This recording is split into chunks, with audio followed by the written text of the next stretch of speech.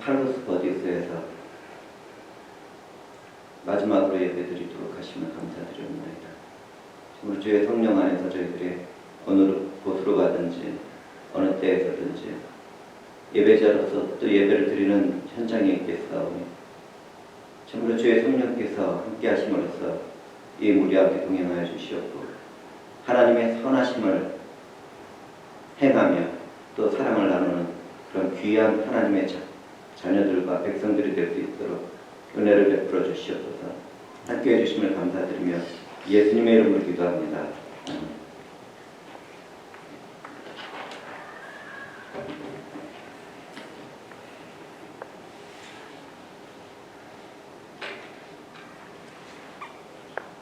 우리가 본문을 보면 예수 그리스도께서 복음을 전하시다가 갈릴리로 가시는 중에 수가성이라고 하는 한 마을에 이르러서 우물가에서 여인을 만난 상태에서 있었던 일들입니다. 주님은 온전한 삶을 살아가지 못했던 그 여인과 대화를 나누다가 그 여자에게 깨달음을 주시고 또 그런 깨달음 가운데 있었던 여자는 자신의 상황에서 갑자기 예배의 상황으로 말을 바꾸면서 우리가 예배할 곳은 있는데 유대인인 당신들이 예배할 곳은 다른 곳에 있지 않는가 이런 얘기를 합니다. 그런 말을 한 배경에는 그 당시에 이방인과 혼합되었던 사마리아인들이 예배의 처소를 다른 곳에 세워서 예루살렘과 또 다른 지역에서 예배를 드렸기 때문인데요. 주님은 그러한 여인에게 오늘 본문 말씀을 주시면서 말씀합니다. 하나님은 영이시니 예배하는 자가 신령과 진정으로 예배할지니라. 이렇게 그 수가성의 한 그 물길로 온 여자와 대화를 나누던 예수 그리스도는 그분이 곧 메시아시며 구원자라는 것을 알려주시는 가운데 예배에 대한 그 모습도 정확하게 정의를 내려주셨습니다. 주님이 하나님의 아들로서 모든 일을 이루시고 난 이후에는 하나님의 백성들은 그 주님을 통해서 하나님께로 나가기 때문입니다. 우리는 많은 그 설교의 시간을 통해서 예배는 보는 것이 아니라 드리는 것입니다. 이런 말을 듣습니다. 근데 저는 그 말씀조차도 문제가 있다고 생각합니다. 예배는 드리는 것이죠. 그렇지만 우리는 한번 성경을 깊이 한번 들어가서 볼 수 있어야 됩니다. 최초의 범죄를 한 아담에게 하나님이 찾아가셨어요. 부르셨습니다. 부르시고 그 아담의 잘못을 깨우쳐 주시고 심판을 하시는 가운데 가죽옷을 지어 입히셨죠. 하나님이 부르시고 구원을 이루시는 겁니다. 그와 같이 오늘 우리들의 예배도 하나님이 우리를 부르시는 거예요. 어디에서?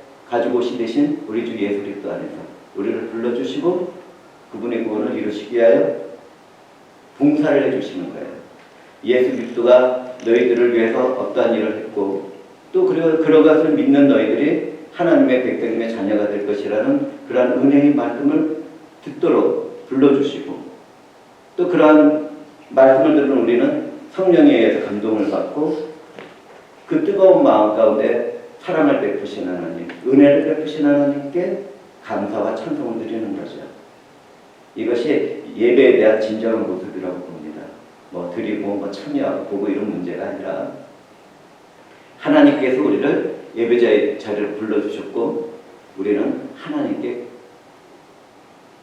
예배를 드리는 것입니다. 자, 이렇게 해서 우리가 예배를 한번 이렇게 살펴보니까 그렇다면 예배의 대상은 누구입니까? 라는 질문이 있어야 되지 않겠습니까? 그 하나님은 어떤 하나님입니까? 이 세상에는 하나님이라고 하는 거짓된 신들이 너무 많아요. 이슬람들은 알라를 하나님이라고 부르고 또 과거의 한국인들, 그러니까 복음 안에 있지 못하는 지금의 한국인들도 하나님을 하늘님이라고 부르면서 하늘에 사시는 분, 그 어떤 신령한 분 이렇게 말을 합니다. 많은 사람들이 예배자의 자리로 나가요. 제사의 자리로 나가고 예배자의 자리로 나가는데 각자가 섬기는 하나님이 다르다는 거예요. 그렇다면 우리는 어떤 하나님을 섬기고 있는가? 그리고 우리는 어떤 하나님께 예배를 드리고 있는가? 이것을 알아야 되겠죠. 자, 그러면 제가 무엇을 얘기할 수 있겠습니까? 찬양과 경배와 존귀를 받으실 분은 삼위일체 하나님 한 분뿐이다. 이 말로 저는 우리가 예배를 드려야 할 그 대상을 정의를 하겠습니다. 우리 예배를 받으실 분은 오직 삼위일체 한 분 하나님이시죠. 그 하나님은 영이세요. 주님은 그분이 부활하신 것을 믿지 못하는 도마에게 나타났을 때 영은 살과 피가 없는데 나는 이렇게 네가 보듯이 살과 피가 있다고 말씀을 하셨습니다. 하나님은 영이시고 우리가 볼 수 있게 계시는 분이 아니에요. 그런데도 하나님은 우리들에게 볼 수 있도록 나타나 주실 때가 있는데 그것은 하나님의 구속의 역사를 이루실 때 나타나 주십니다. 그러니까 구약 가운데서 우리들을 위하여 성육신하신 예수 그리스도께서 구약에서 현현하실 때 아브라함 앞에서도 나타나시고 모세에게도 나타나시고 막 이렇게 여러 사람들에게 나타내서 그 모습을 보인 적이 있어요. 그렇지만 그러한 현상이 나타나는 것은 우리의 그 인격적인 만남을 통해서 그분의 어떤 구속의 일들을 알려주시고 또 그러한 일들을 이루시기 위한 것이지 하나님은 영이십니다. 그리고 선지하신 우리 주 예수 그리스도께서는 우리의 구속을 위하여 성육신하여 인간의 몸을 입으셨지만 그분은 완전한 하나님으로서 시간과 공간에서 제약을 받지 않고 어디에나 계시는 그런 하나님이신 것입니다. 우리는 이 두 가지의 그 신비로운 일들이 어떻게 그렇게 되나 우리 지식과 지혜로는 이해가 할 수가 없어요. 왜냐하면 저도 이렇게 성경 묵상을 하다가 이것을 어떻게 전해야 되나 오랜 시간 동안 묵상을 하게 됩니다. 눈을 감고 또 생각을 해봐도 우리들의 지성으로는 그것을 이해할 수가 없어요. 그러나 종말의 날에 우리를 위해서 다시 재림하시는 주님 안에서 선택을 받은 우리들은 그 이후에 하나님의 모습을 정확하게 볼 수 있고 무엇이라고 얘기할 수 있을 때가 올 것이라고 저는 믿습니다. 우리 삼위일체 하나님을 볼 때 모든 것을 창조하시고 계획하시고 섭리하시는 하나님 아버지 또 그리고 그분 안에서 세상이 창조되기 전에 나오신 예수 그리스도 한 본체이시면서도 다 우리를 구속하시기 위하여 성육신하신 예수 그리스도가 그 세상을 창조하기 전에 있었다는 것을 우리는 알아야 합니다. 그리고 그 사람 가운데서 하나님의 영이 계셨고 그 영도 영광과 경배를 받으실 참된 인격적인 하나님이세요. 이렇게 성부와 성자와 성령이 이렇게 얘기하면 삼신론자가 됩니다. 그 세 분이 한 하나님이라고 얘기를 하게 될 때 비로소 우리는 온전한 믿음 가운데 들어가서 유일신 하나님 그러면서도 삼위가 함께 계시다는 그런 삼위일체 하나님을 믿게 되는 겁니다. 우리는 그 하나님께 예배를 드려요. 자, 이렇게 해서 우리가 삼위일체 하나님께 예배를 드린다고 얘기를 하는데 예배 가운데 우리는 그러면 그 하나님께 어떤 경배를 드려야 되고 또 어떤 말씀을 나눠야 되고 또 어떤 일들을 통해서 예배 가운데 나가야 될까 이런 것들을 좀 고민해 보게 됩니다. 우리는 이렇게 삼위일체 하나님께 예배를 드릴 때 어떤 예식을 갖게 되는데 이걸 가지고 예전이라고 불러요. 신학적인 용어로 예배를 드리는데 우리 교회를 이렇게 특정하게 보면 다른 교회에 약간 다른 부분들이 있는데요. 여전히 우리는 다른 교회들의 전통을 따라서 전통적인 교회를 따라서 성명을 드리고 또 기원을 하고 교동문을 함께 교독하고 신앙 고백을 합니다. 그리고 찬송도 부르고 성경 읽기가 들어가는데 이 부분이 조금 달라요. 왜냐하면 이렇게 성경 읽기를 우리가 하는 것은 교동문이나 기원문 또 신앙 고백에서 덧붙여서 우리가 조금 더 하나님과 예배 가운데서 더 가까이 가고 또 이러한 성경 말씀 읽기를 통해서 우리가 날마다 성경을 읽어야 한다는 것을 더 부각시키기 위해서 제가 임의적으로 이 순서를 넣은 겁니다. 그리고 나서 성경 공독이 있고 특별 찬송이 있고 설교가 있게 돼요. 이제 앞으로 이제 말씀을 나눠 나가겠지만 개혁된 우리와 같은 교회들은 하나님의 말씀이 다시 회복된 교회들이에요. 그전에는 성례와 또 교회 위주의 신앙생활을 했어요. 그렇기 때문에 성례주의나 교회주의 신앙생활 안에는 말씀이 부족해서 자주 미신과 또 잘못된 신앙으로 빠지게 됩니다. 그래서 비밀스럽게 이 말씀을 지켜가는 무리들이 있었고 그러한 것들이 역사 가운데서 그 힘을 드러내고 또 개혁을 하게 됐을 때 우리와 같은 개혁교회가 탄생이 되는 겁니다. 사실은 초대교회의 사람들이 핍박을 통해서 숨어 살다가 오늘날에 와서야 얼굴을 떳떳하게 드러내고 예배를 드리게 되는 거죠.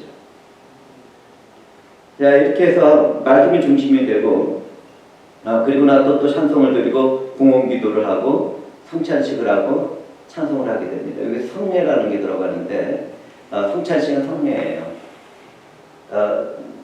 로마 카톨릭 교회는 성례가 7가지가 있어서 칠성례라고 부르는데 우리와 같이 개혁된 교회들은 세례와 성만찬을 예식으로 삼습니다. 이 2가지만 해요. 세례식은 이제 가끔 이렇게 구원받을 만한 믿음을 가진 사람들이 원할 때, 그리고 또 어떤 절기나 어떤 기회를 따라서 신앙 고백을 하는 사람들을 위해서 이렇게 하기도 하는데, 보통 주의를 통해서 성례식을 거행하기도 하죠.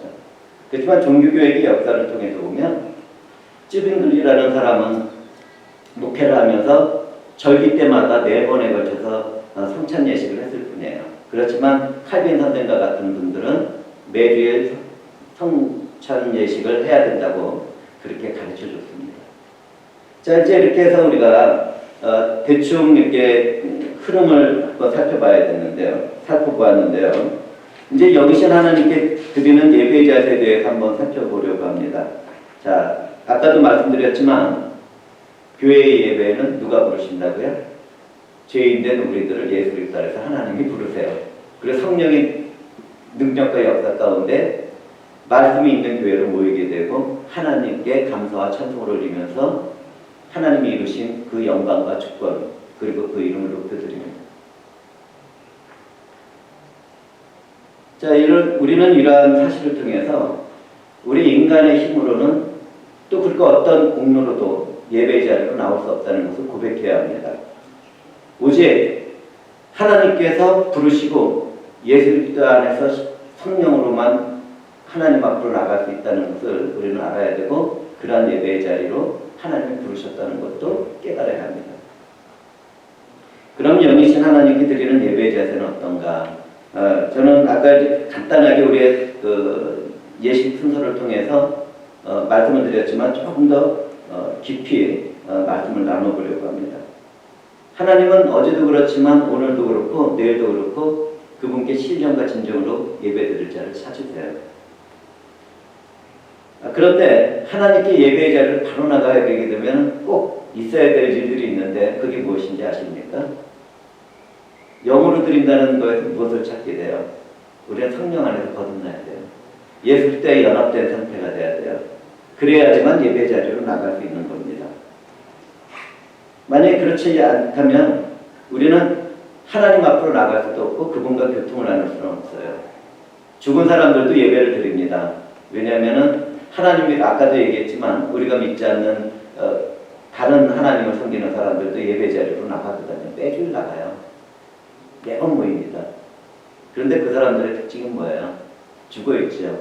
왜 그렇습니까? 그들은 성령으로 거듭나서 새로운 영이 되지 못했어요. 그렇기 때문에 온전한 예배를 하나님께 드릴 수 없는 겁니다.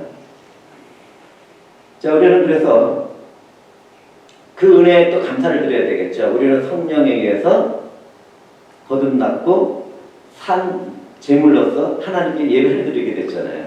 얼마나 감사합니까? 그런데 이렇게 예배를 받으시는 분은 인격적인 하나님이시라는 거예요. 하나님이 인격적이시구나. 따라서 우리는 살아있는 인격 그대로 그분께 예배를 드려야 합니다. 우리는 신령으로 예배를 드린다는 것을 그렇게 이해를 해야 돼요. 하나님은 거룩하시고 신령하심으로써 예배를 드리는 사람들도 거룩하고 신령한 예배를 올려드려야 되는 것이죠. 우리가 만약 예배를 형식과 외식적으로 드리게 된다면 하나님은 그 예배 가운데서 영광을 받으시지 못하십니다. 물론 그분 스스로가 영광스러운 분이세요. 자, 이렇게 진정한 예배는 예배를 받으시는 하나님과 또 인격적으로 우리가 거듭난 인격으로서 교제의 자리로 나가게 됩니다. 그래서 하나님께 산제물로 드려지는 제사는 정결한 마음으로 바쳐져야 되고 우슬초로 씻겨져야 돼요. 우리는 구약을 통해서 하나님께 드리는 예배를 잠시 살펴보려고 하는데요. 일단 아까도 말씀드렸지만 서론에 하나님은 죄를 범한 아담을 부르시고 모든 것을 심판하시는 가운데 은혜를 입혀주세요. 가죽옷을 입혀주셨다 그랬죠. 그리고 최초의 복음을 하와에게 듣게 하시고 또 아담에게도 듣게 하셨습니다. 그리고 그 하나님이 예언하신 그대로 예수 그리스도께서는 십자가 위에서 그 모든 일을 행하셨어요. 자, 그런데 우리는 그 이후에 가인과 아벨의 제사를 볼 수 있어야 돼요. 제가 이제 예수 그리스도께서 십자가에서 죽으셨어요. 딱 이랬을 때는 가인과 아벨의 제사에서 무엇을 얘기하고 싶은가를 여러분들은 딱 상상을 할 수 있어야 됩니다. 성경을 알기 때문에. 가인은 자신의 열심으로 하나님께 예배를 드렸습니다. 그는 1년 내내 최선을 다해서 농사를 지었고 수확한 추수된 그 곡물로 하나님께 예배를 드리면서 제 제사를 받아주세요 이렇게 말을 했어요. 근데 하나님은 그 제사를 받지 않았죠. 왜입니까? 그 제사는 하나님이 제정한 방식이 아니었어요. 다만 목축을 하던 아벨은 자신도 열심히 일을 했는데 형과는 다르게 하나님이 예시하신 그리고 가죽옷을 지어 입히신 그 하나님의 뜻 그리고 아담과 하와로부터 들었을 법한 복음 안에서 어린 양의 피로 제사를 드립니다.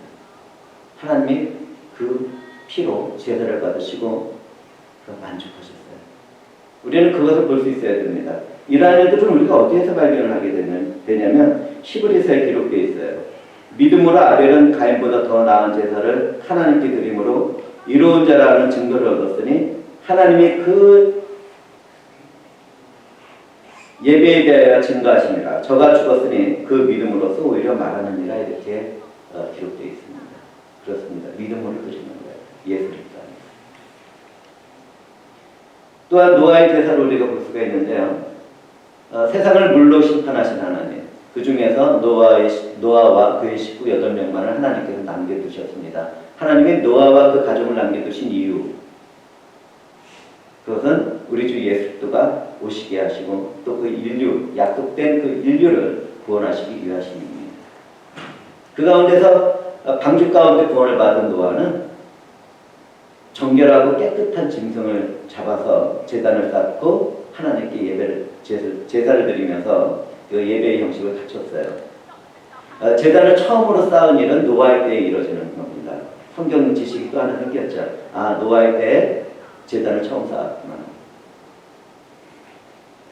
자, 이와 같이 이제 오늘날 우리들도 이때 바쳐진 제물들처럼 깨끗한 순결한 상태로 예배의 자리로 나가야 됩니다.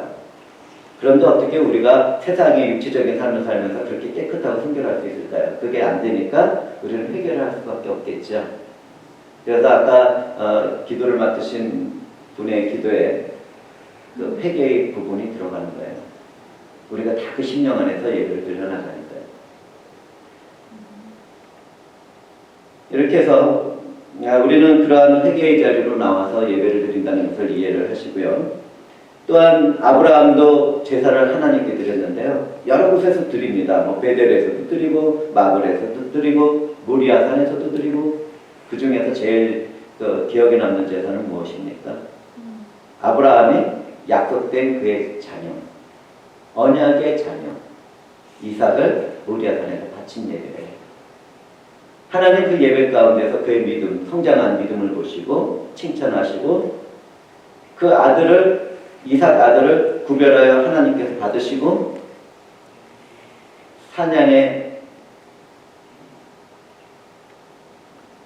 사냥을 준비하신 그대로 그 사냥으로 예배를 받으십니다. 이 사냥은 오늘날 우리들의 대속을 이루신 예수를 상징을 하고요. 이때 그 대속의 생명을 얻은 이삭은 예수 안에서 구원을 얻은 우리들을 상징을 하는 겁니다.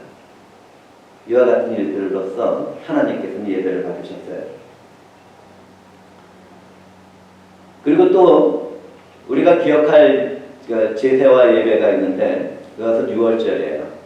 물론 그 밖에 다윗도 예배를 제사를 드리면서 예배를 드렸고 솔로몬도 성전을 건축하고 예배를 드렸고 이렇지만 그런 것들은 우리가 다 살펴볼 필요는 없을 것 같아요. 왜냐하면 우리들은 그 성전의 예표였던 그 성전의 실체인 예수 안에서 예배를 드리기 때문에 우리는 그것보다는 좀 어린 양으로서의 예수들을 살펴보는 것이 더 옳지 않은가 싶어서 저는 6월절 제사까지만 언급을 하려고 합니다. 6월절에는 흠없는 1년 된 어린 순양이나 염소를 6월절 식사 전날 오후에 잡아놓고 제물로 드렸는데요. 제물이 될 어린 양이나 염소는 아비벌 제10일째 되는 날 택해놓고 그 양이 건강하고 문제가 없는지 4일 동안 보관을 했어요. 바로 잡아서 먹고 이러지 않았습니다. 흠이 없고 깨끗한 건강한 양을 준비해서 4일 동안 여전히 그 양이 아프지 않은가, 건강한가를 살펴보고 식사할 때 잡았다는 것을 우리는 기억을 해야 돼요. 그와 같이 우리는 예배 자리로 나오기 전에 한 수요일 정도쯤에는 적어도 우리의 상태가 어떤지를 점검하면서 회개의 마음으로 우리가 과연 하나님 받으실 산재물이 될 수 있는지 내가 한번 자기 자신도 살펴보고 그와 같은 상태에서 예배를 준비하면서 나가야 되는 것을 우리는 배워야 합니다. 이렇게 4일 동안 보관했던 어린 양이 아무 문제가 발견되지 않으면 해질 무렵에 양을 잡았고요. 그래서 다음은 어린 양의 피는 문인방과 문설주와 문인방에서 우슬초를 뿌렸는데요. 문설주와 문인방 그러면 그냥 기둥이라고 생각하시면 됩니다. 위 옆에 거기에 우슬초로 그 피를 뿌렸어요. 하나님의 사자는 그 피가 있는 집을 지나갔고 첫 태생의 죽음의 재앙 가운데서 건지시고 나머지 그 피가 없는 애굽의 사람들의 첫 태생들은 다 죽이셨어요. 뿐만 아니라 초대교회 사람들은 예수 안에서 산재물로 바쳐준 자기 자신을 발견하게 됐고 왕같은 제사장으로서 하나님 앞으로 나가기 시작했어요. 오늘날 우리들도 그렇습니다.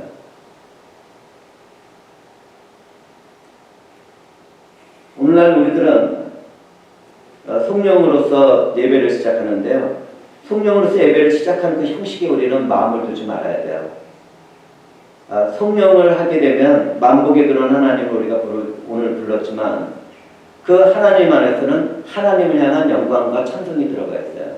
아 그렇구나. 성령이라는 그 노래가 중요한 것이 아니라 예배의 시작은 우리를 불러주신 하나님 앞에 나가서 그분의 영광을 찬송하는 것으로부터 시작하는구나. 이렇게 영적인 의미를 깨달아야 합니다.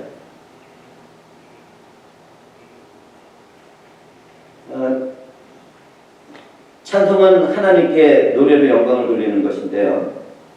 사도 바울은 에베소 교인들에게 시와 찬미와 신령한 노래를 서로 화답하라고 말씀을 전하고 있습니다.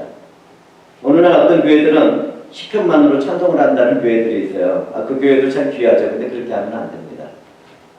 시편만으로 찬송하는 것은 옳지는 못해요. 우리가 시편을 읽다 보면 맨 마지막 구절에 시편에는 호흡이 있는 자마다 여호와를 찬송하라고 가르쳐주고 있어요. 그래서 찬송은 노래로 하나님을 찬양하는 것인데요. 찬송은 시와 찬미와 신령한 노래를 다 포함하는 것입니다. 그러니까 단지 시편인 시가 아니라 찬미도 포함이 되어 있고 신령한 노래도 포함되어 있는 거예요. 시는 시편의 찬미를 얘기한다고 이렇게 얘기하는 것은 올바르지가 않은 것이죠. 그래서 우리는 이러한 그 찬송을 신령한 노래로 이해를 해야 되는데 노래인데요. 이 신령한 노래는 거듭난 사람이 부르는 새 노래입니다. 우리가 새 노래로 찬송하라 그러니까 새로운 노래를 작곡해야 되겠구나. 복음성가를 자꾸 만들어야 되겠구나. 물론 하나님을 찬양하는 일은 계속되어야 되고 새로운 찬송은 계속 만들어져야 됩니다. 그렇지만 그 의미는 우리가 영적으로 새 사람이 되어서 새 노래를 부르게 됐구나 이렇게 이해를 해야 되는 거예요. 그러니 거듭난 영혼이 아닌 그 찬송을 하나님께서 받아주시겠습니까? 소경과 우리가 부르는 찬송의 의미는 그러한 것들이 들어가 있는 것입니다.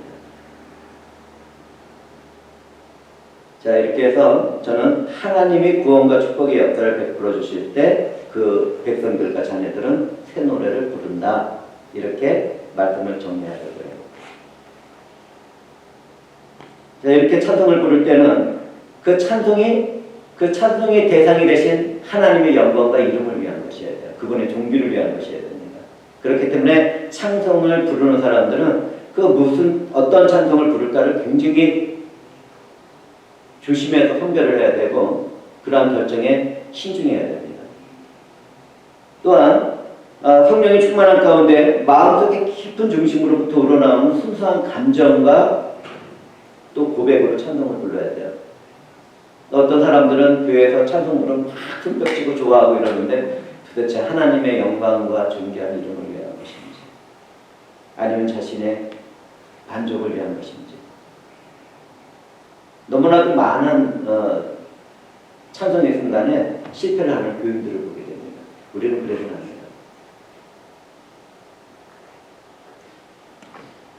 자, 우리는 하나님께 또한 예배를 위한 기원을 올려드렸고요. 예배에 나타나는 하나님의 영광과 성도들의 은혜를 위한 간절한 마음으로 기도도 올려드렸어요. 처음에 사회를 보신 목사님이 기원을 했죠. 그리고 기도를 맡으신 분이 또 주님이 가르쳐 주신 기도의 형식대로 하나님께 간구를 드렸습니다. 그 후에 이제 교동문을 우리는 읽게 되는데요. 교동문의 기원이 어디에 있는지 아세요? 교동문은 어떤 사람들은 로마 카톨릭교회 만들어서 절대 그렇지 않아요. 절대 그렇지 않습니다. 교동문의 시작은요. 쉐마 이스라엘이라고 제가 설교한 적이 있죠. 들으라 이스라엘아. 그 성경 공독을 교회에서 하던 것이 교동문의 첫 출발이에요. 그러던 것이 해당 문화로 바뀌게 되고 그 이후에는 우리들이 알고 있는 십계명을 교독했어요.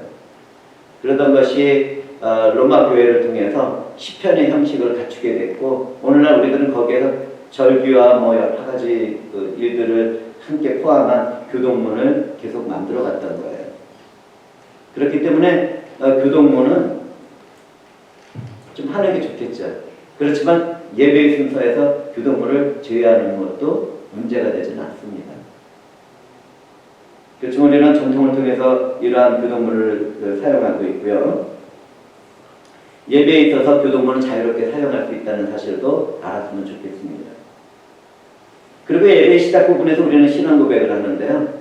신앙 고백은 성경적이며 초대교회의 고백이 점차 정형화된 거예요. 잘못 가르치는 그 인터넷상에서의 그 교육들이 있고 막 이런 걸 잘못 배우게 되면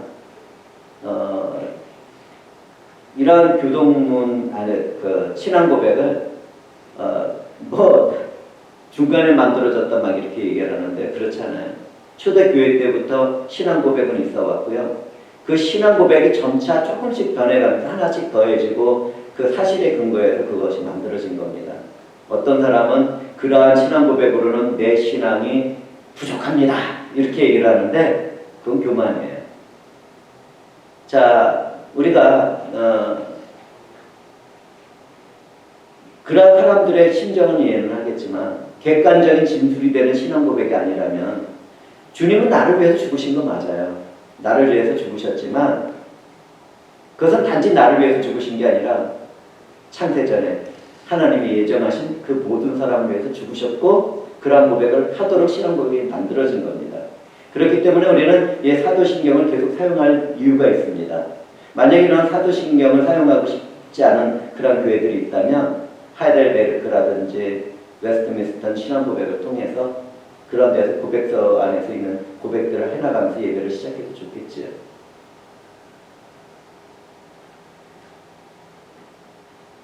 자, 이제 이렇게 해서 우리는 예배의 첫 순간에 있는 것, 절차들에 대해서, 예식에 대해서 그 의미를 정확하게 지금 파악하고 있는 중이에요. 단지 형식에 머물러 있어서는 안 됩니다. 또한 우리 교회는 성경 읽기 시간이 있는데요. 우리는 예배 중에 성경 읽는 것을 통해서 하나님의 말씀을 듣기도 하고 날마다 성경을 그렇게 읽어나가야 된다는 것을 기억하기 위해서 제가 순서에 넣었다고 다시 한번 말씀드립니다. 그리고 이제 설교는 초대교회 예배의 절정이 되었는데요. 그것은 초대교회뿐만 아니라 한동안 교회가 잘못된 길을 가서 교회주의가 되고 또 교황주의가 되고 성례주의가 됐을 때 그것이 회복된 것이 설교 예배예요.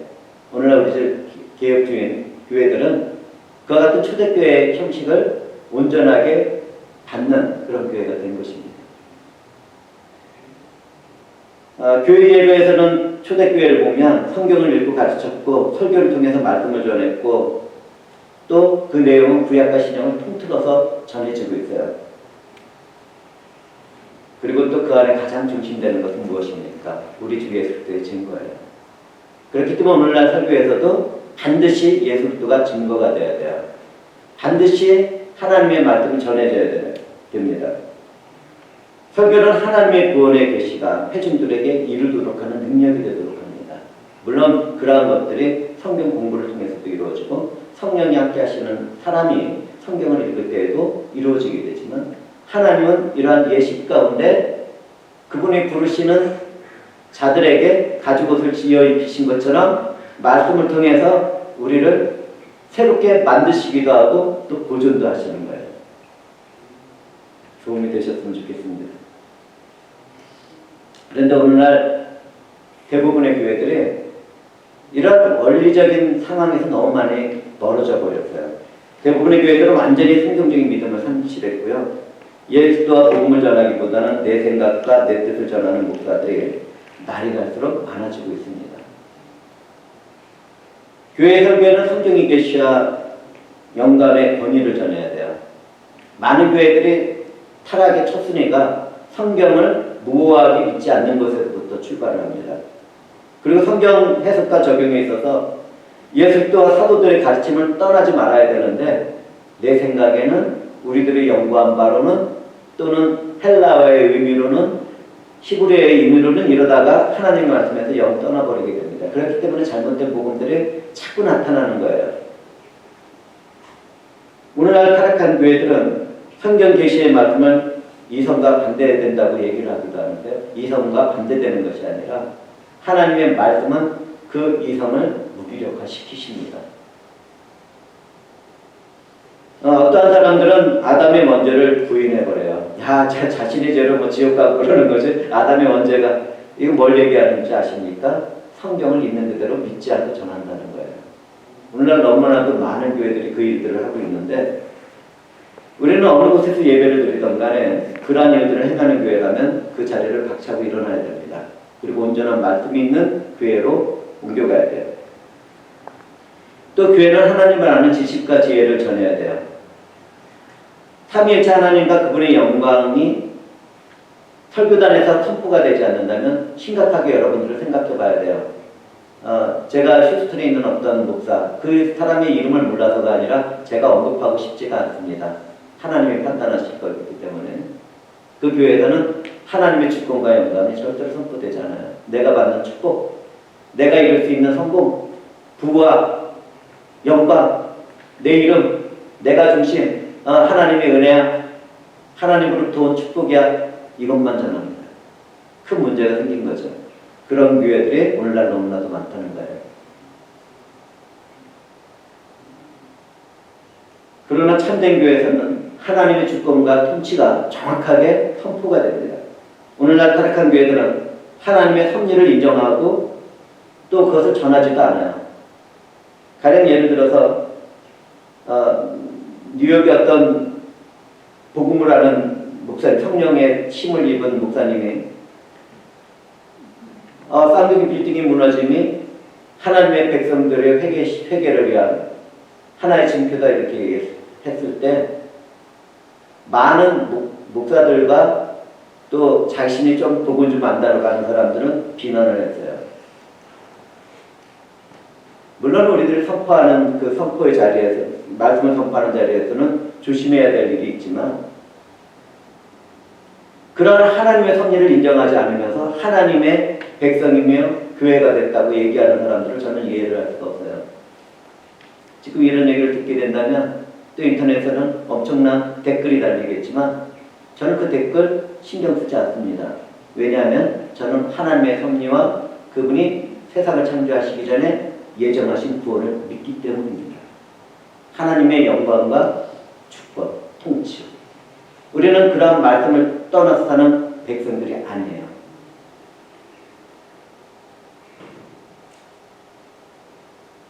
또한 이와 같이 하나님의 주권과 통치를 전하지 않는 교회들은 자연 계시 또한 전하지도 않습니다. 그 신전통주의라는 그런 신학 사상이 있는데요. 그것은 예수 그리스도 안에서만 하나님을 알 수 있고, 물론 그렇죠. 예수 그리스도 안에서만 하나님을 알게 되지만 하나님은 자연 계시를 통해서 그분을 알려주시기 위해시거든요. 그것도 우리는 믿어야 되고 그분의 섭리를 우리는 알아야 됩니다. 또한 말씀을 전하는 교회에서는 그리스도의 완전한 신성과 인성을 전해야 돼요. 이러한 예수 그리스도를 전할 때 많은 교회들의 성령으로 잉태하신 성령 시인하신 예수 그리스도만 전하는 경우가 있는데요. 우리는 거기서 머물러서 안 됩니다. 우리 주 예수 그리스도는 세상을 창조하시기 전에 하나님이셨어요. 그분이 인카네이션, 곧 성령 시인하신 것입니다. 그러므로 교회에 전해지는 말씀에는 늘 완전한 신성과 완전한 인성을 가진 예수 그리스도가 설교되어야 됩니다. 뿐만 아니라 우리는 죽은 자 가운데서 부활하신 부활도 전해야 돼요. 너무나도 많은 사람들이 그 부활에 대한 교리도 알고 지식적으로 알고 있으면서도 그것을 믿지 않는 경우가 있어요. 심지어 정확하게 말씀이 전파되어지는 그런 교회에서도 있는 일들입니다. 지성적인 교인들이 어떻게 사람이 죽으면 죽는 거죠? 어떻게 일어나니? 진짜 미치겠어요. 이러한 일들이 교회 안에 들어왔는데 우리는 그것을 거부해야 돼요. 우리는 성경이 무엇하고 또 예수께서 그 모든 일을 이루셨다는 것을 성령을 통해서 알고 성령을 통해서 또 우리도 부활할 것을 믿는 것입니다. 뿐만 아니라 타락한 교회들은 예수 그리스도의 구속의 구원을 전하지 않으려고 해요. 내가 선택하고 내가 믿을 수 있다고 합니다. 예수 그리스도 믿는 것 내가 선택해서 이 자리에 왔지. 이러한 것들이 신복음주의 진영에서 진행됩니다. 어느 신학교라고 얘기를 하는데 너무나도 많은 신학교들이 그런 잘못된 복음을 말을 하게 됐고 또 거기서 배운 목사들이 성경과 성령을 따르지 않고 앵무새처럼 그것을 가르치고 전하다 보니까 그런 잘못된 구원론이 생기게 되는 것입니다.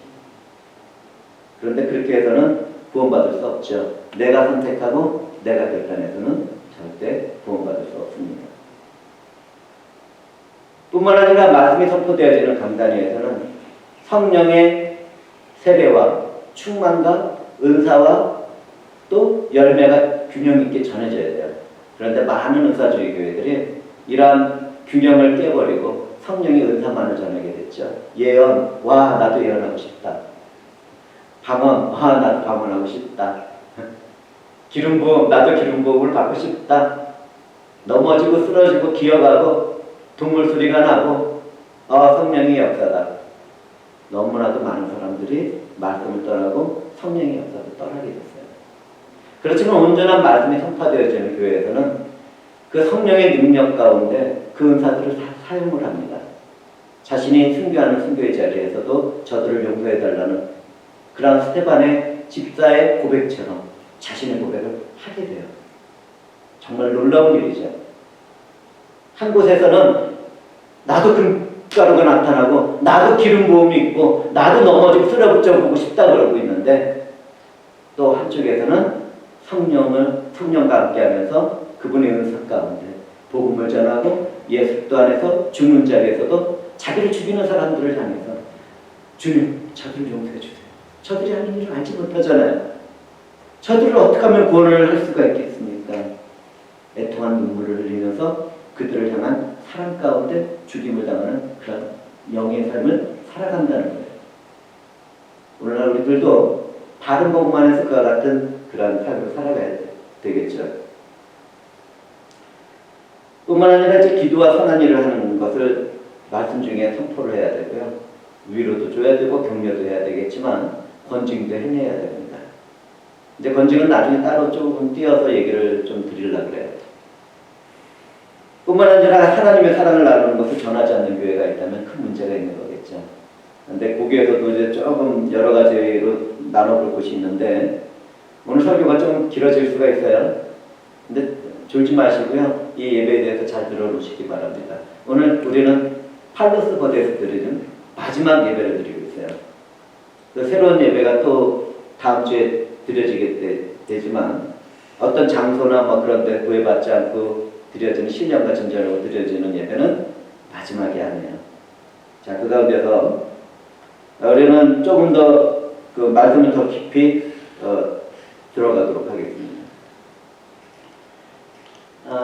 또 강단에서는 오늘날 말세에 있는 종말이라든지 하나님의 심판 이런 것을 전하지 않아요. 전하는 교회가 있다 하더라도 전부 엉뚱한 데로 끌고 가버립니다. 이단으로 끌고 가고 사이비로 끌고 가요.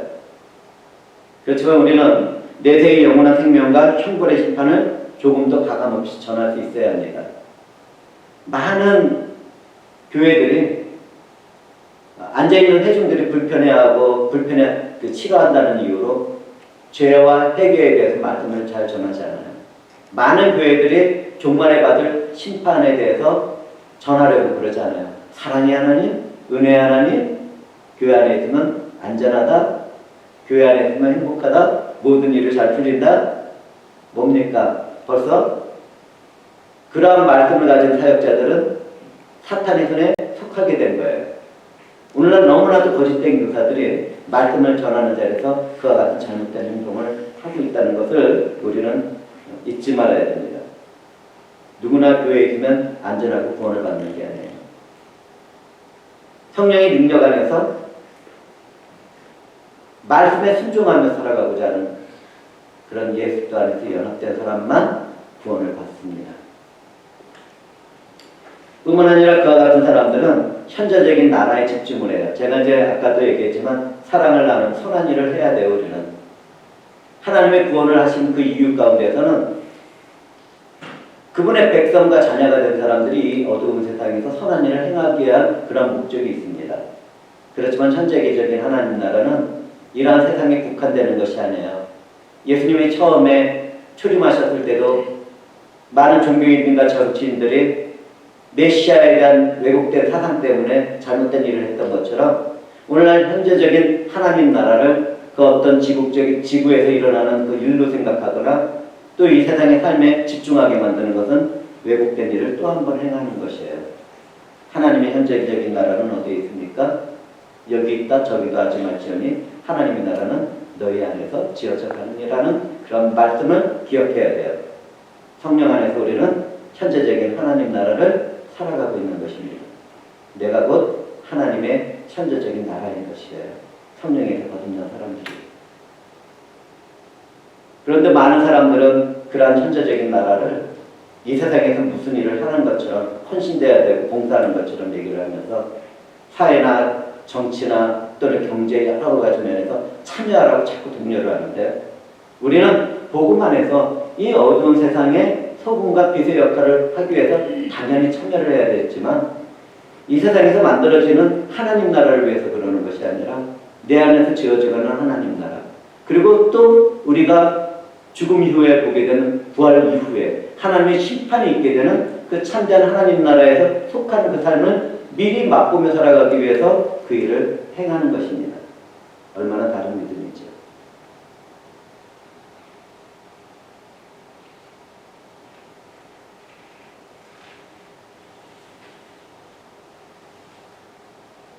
우리가 하나님의 사랑과 은혜와 화평을 전하는 것은 맞지만요. 그와 동시에 해야 될 것은 거룩하신 하나님의 공의 또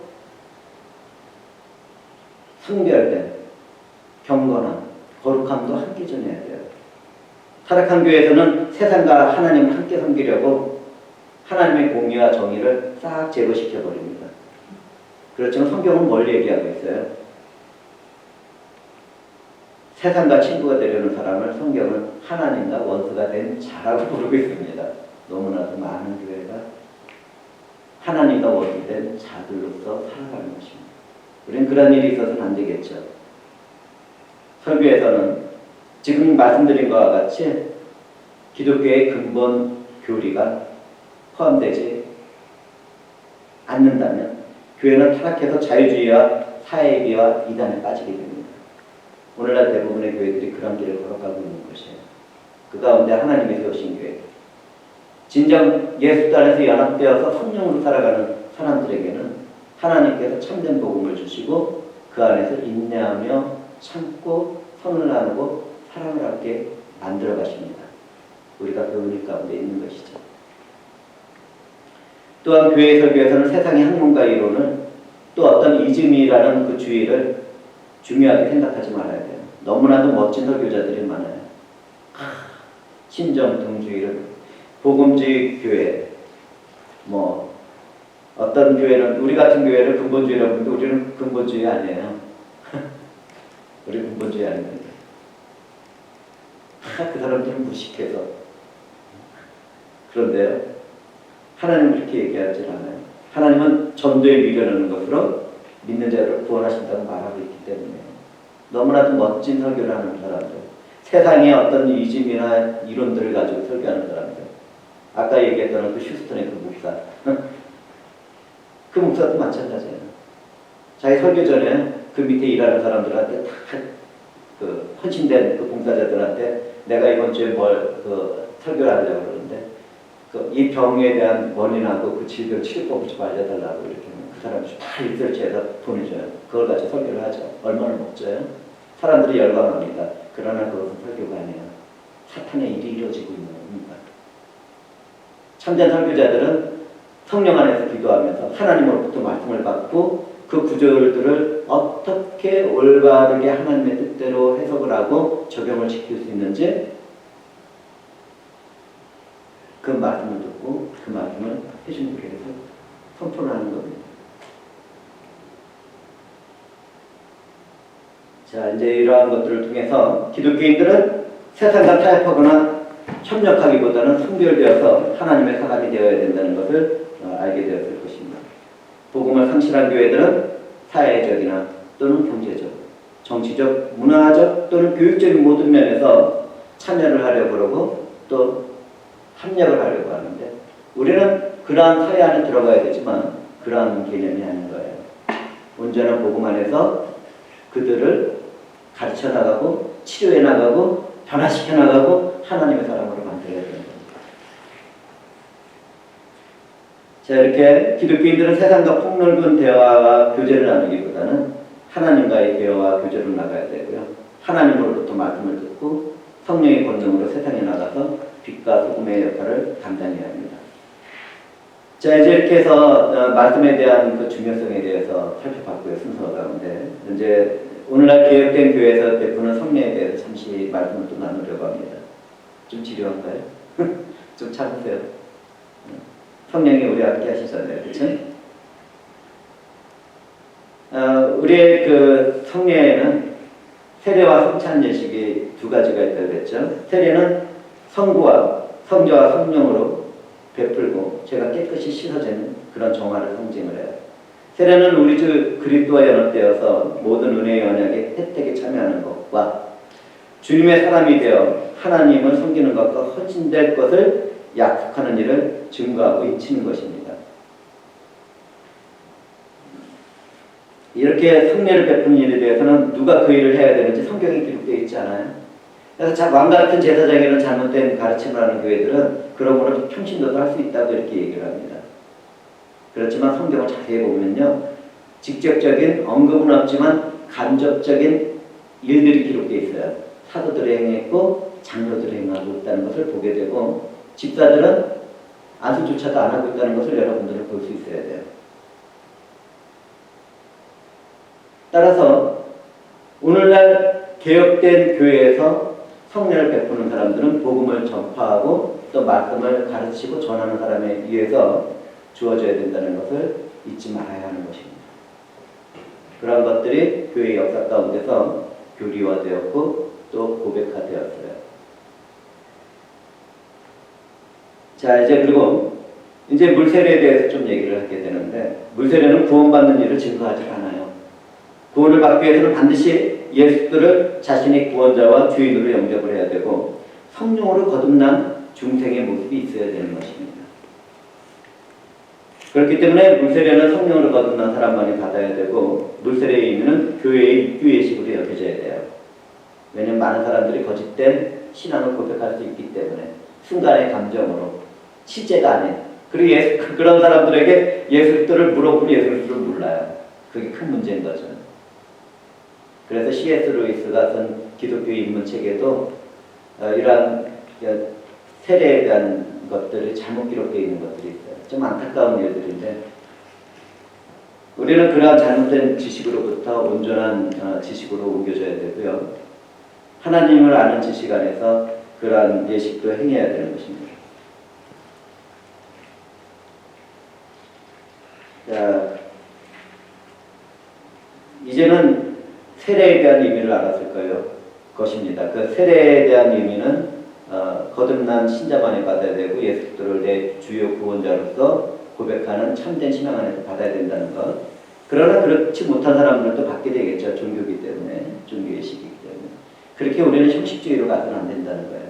참된 의미를 깨닫고 성령 안에서 그 일들을 해놔야 되는 것입니다. 이렇게 세례를 받은 교인만이 교회 회원으로 간주되고 교회 일에 관여를 할 수 있게 돼요.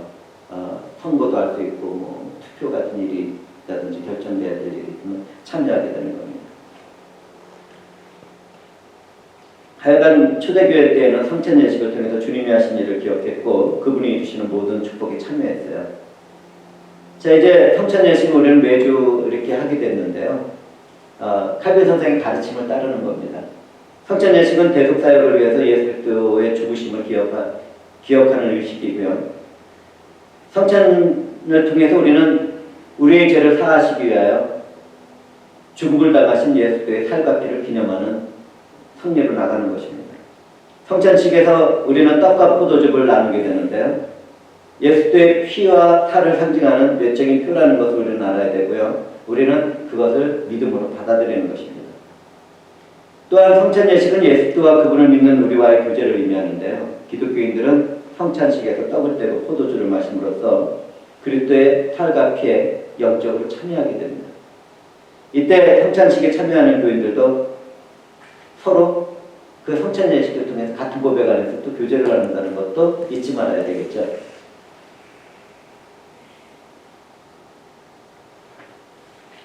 뿐만 아니라 성찬 예식은 예수의 죽으심과 부활 그리고 또 재림을 선포하는 그런 선포를 포함하고 있어요. 성찬 예식에서 말씀은 성찬의 영적인 의미들을 선포하면서 설교를 해야 합니다. 그런데요, 성찬에 참여할 수 있는 사람은 세례를 받은 입교 교인이어야만 돼요. 그리고 어린아이는 참여할 수 없습니다. 왜냐하면 그들은 신앙을 고백하지 않았기 때문에 그렇습니다. 그런데 여기서 중요한 것을 제가 하나 간과하지 않고 넘어가려고 해요. 세례를 받은 사람이라 하더라도 최근에 죄를 진 일이 있으면 성찬 예식에 자기가 양심에 비춰서 참여하지 않는 그런 믿음이 필요합니다. 그런 대부분 그렇게 못하죠. 특히 이 자리에서 말씀을 전하는 저와 같은 사람들은 회중들이 시험을 받을까봐 눈물로써 어느 날에는 그 성찬 예식에 참여하고 있는데 그것도 좋지 못한 행동입니다. 우리가 이러한 일들을 왜 지켜나가야 되냐면요. 주님의 피를 범하는 죄는 모든 죄보다 무겁기 때문에 그래요. 굉장히 중요한 부분이에요. 또한 성찬에 합당하지 않는 사람이 참여하는 것은 하나님을 모독하는 행위라는 것을 알아야 돼요. 참된 믿음이 없기 때문에 모른 척하고 성찬 예식에 참여를 하는 겁니다. 이렇게 성찬 예식에 무지하고 악한 사람들은 부당하게 참여를 하는데요. 앞으로 교회 예식 가운데 자신의 죄가 발견되어지고 또 양심의 찔림을 입는 사람들은 진정한 회개 가운데는 참여해도 좋지만 그것이 반복된 습관적인 죄이고 또 문제가 있는 것이라면 자식이 양심에 비춰서 당분간 금식 기도를 하면서 그게 회복될 때까지 성천예식에 참여하지 말고도 저는 권면드립니다. 그게 성경적이에요.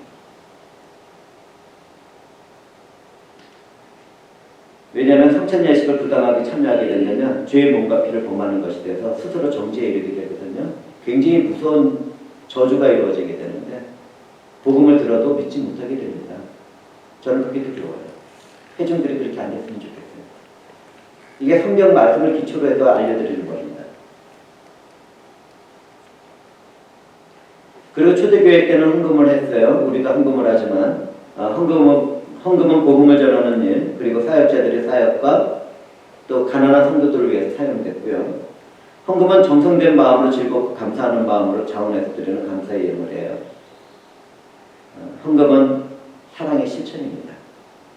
그러니까 어떤 사람들은 헌금을 딱 내가 내들 분량하고 정하고 내는데 그러기보다는 정말 마음을 오픈해서 하나님을 내가 이만큼 사랑하고 또 하나님의 교회를 이만큼 사랑하기 때문에 마음에 자원하는 심령으로 사랑의 실천의 모습으로 그 일을 행해야 되는 것입니다. 이제 참된 교회는 건증이 있어야 돼요. 말씀 안에서 저는 건증을 행하기도 해요. 왜냐하면 어떤 사람이 어떤 죄를 졌는지 모르지만 그 말씀이 전해질 때 어떤 회중 중에 어떤 분들은 그 말씀에 찔림을 받고 또 고침을 받거든요. 그럴 때 건증이 있다고 봅니다. 그런데요, 건증은 필요할 때 예배 가운데, 이 예배 예식 가운데서 그 순서에 들어갈 수가 있어요.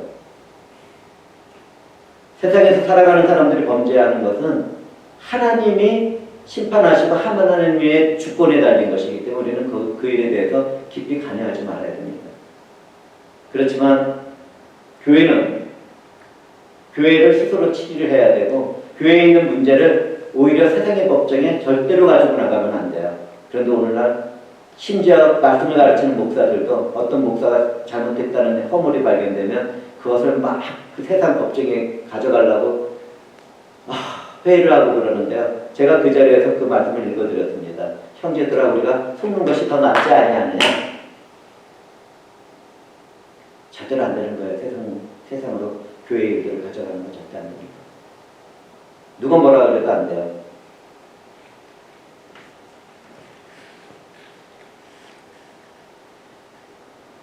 교회에는 남모르게 음행하는 사람들이 있고요. 도둑질과 또 사기죄를 범하면서 다른 사람의 돈이나 물건을 요구하고 빼앗는 사람들이 있어요. 법을 어기는 거죠. 다른 그 회사의 제품을 복사하면 안 되지만 그걸 몰래 복사해서 팔거나 허락받지 않고 어떤 그 지적 재산권을 도용하는 것, 그러한 일들을 교회는 해서는 안 돼요. 또 하나님을 섬기면서 우상 숭배하는 사람들이 있어요. 아침마다 하루의 운세를 보는 교인들, 교인 아니에요. 카르점을 보는 사람들, 교인 아닙니다. 꿈의夢을 보는 사람들, 교인 아니에요.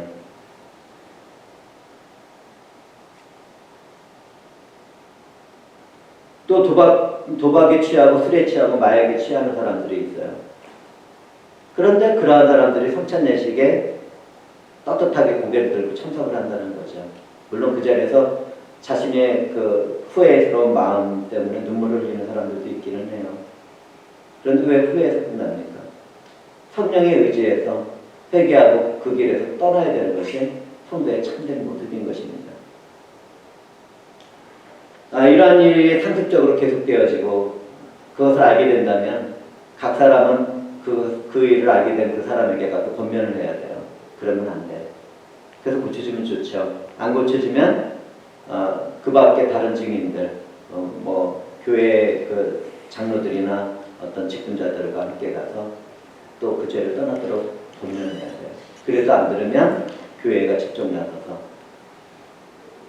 성찬에 참여하지 못하는 그러한 일들을 먼저 건진을 해야 되겠죠.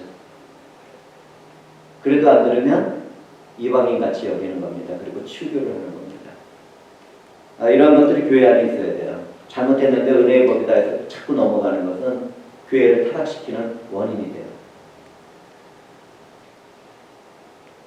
자, 그리고 또 하나, 이단과 사이비에 빠진 사람들은 교회마다 그 이름을 공개하고 추교해야 돼요. 절대 교회 안에 남아있게 하면 안 됩니다. 만약에 그들이 교회 안에 다시 들어오게 되면 교리적인 것들에 대한 것들을 신앙 고백 가운데서 다 확인을 하고 온전해졌을 때만 받아줘야 됩니다. 그리스도의 구원이 교회를 생명에 이루는 것 같이 번증은 교회의 생명을 보존하는 일이에요. 만약 교회가 범죄한 사람들을 건진하지 않으면 그리스도인의 명예와 우리 주 그리스도의 이름이 또 우리의 신앙이 무너지게 됩니다. 교회는 거룩함과 순수함이 생명이에요. 교회를 이루는 사람들이 타락할 때 건증이 없게 된다면 교회는 거룩함과 순수함을 보존할 수도 없고 타락할 수밖에 없습니다. 그런데 이러한 건증에는요, 진실함과 온유함이 있어야 되고 사랑이 있어야 돼요. 너무 많은 사람 정죄하고 이걸 건증을 하고 있는데 그렇지 않아요.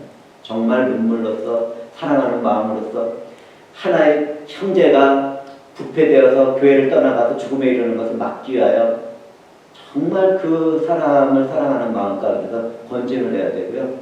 그가 진짜 회개하고 돌아올 때 우리는 더 큰 사랑으로 그를 맞이하고 우리보다 더 존귀한 자를 여겨주려 했습니다. 오늘날 교회들이 이런 모습을 너무 많이 읽고 있어요.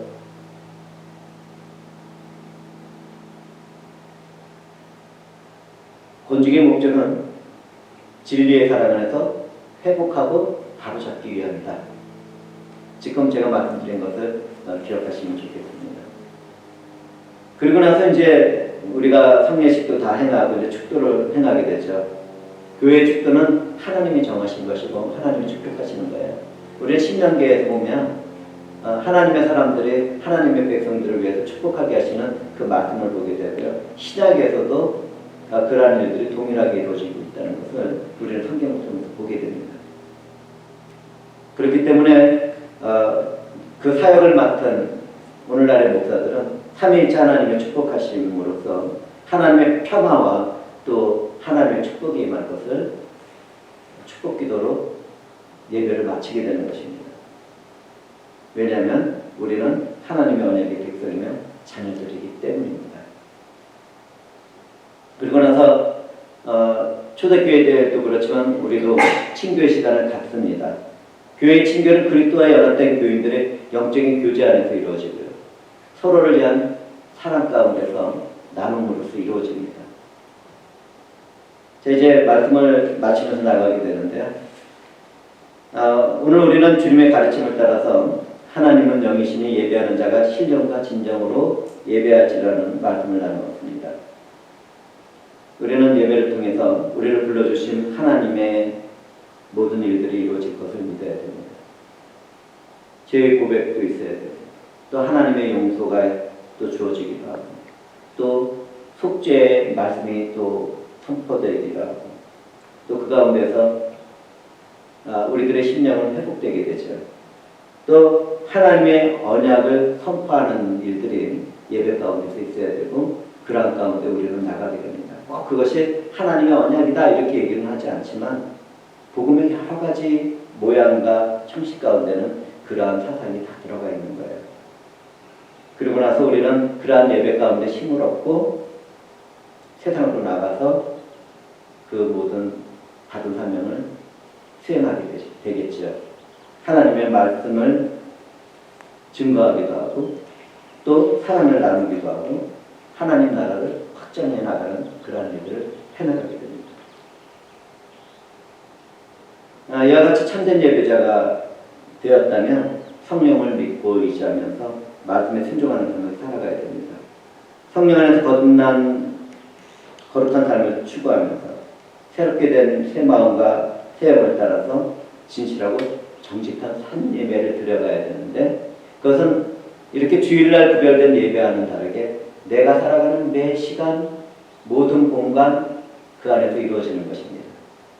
하나님의 말씀에 비춰서 내가 말을 하고 하나님의 말씀에 비춰서 내가 행동을 하고 하나님의 말씀에 비춰서 내가 이 사회생활을 해나가고 정치와 관계가 되고 또 경제와 관계가 되고 또 여러 가지 일들과 관계를 하면서 살아가야 되는 것입니다.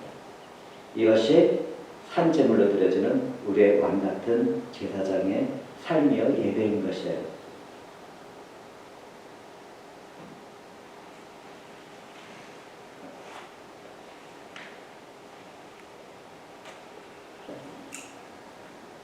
오늘 우리는 팔로스 버디스에서 드리는 마지막 예배의 자리에 있어요. 그렇지만 우리의 예배는 마지막이 아니에요. 더 깊은 예배로 나가는 예배의 시점에 있는 것입니다. 아까도 얘기했죠. 하나님은 영이시니 예배하는 자가 영과 진리로 예배하지니라. 이 말씀을 우리는 오늘 마음에 새겨야 돼요. 왜 이 말씀을 주셨을까? 하나님이 흩으시면서 이 말씀을 주신 이유는 무엇일까? 그리고 우리는 예배 예식을 통해서 그 형식과 의식이 아닌 그 내면과 그 의미를 살펴봤어요. 그리고 우리는 어떻게 그 예배 가운데서 살아가야 할 것인지도 살펴보았습니다. 이 모든 일은 삼위일체 하나님께서 이루시고요. 우리와 함께 하시는 성령 하나님께서 친히 말씀 가운데 나누도록 하신 거예요. 이 모든 일을 이루신 하나님께 감사드립니다. 기도하시겠습니다.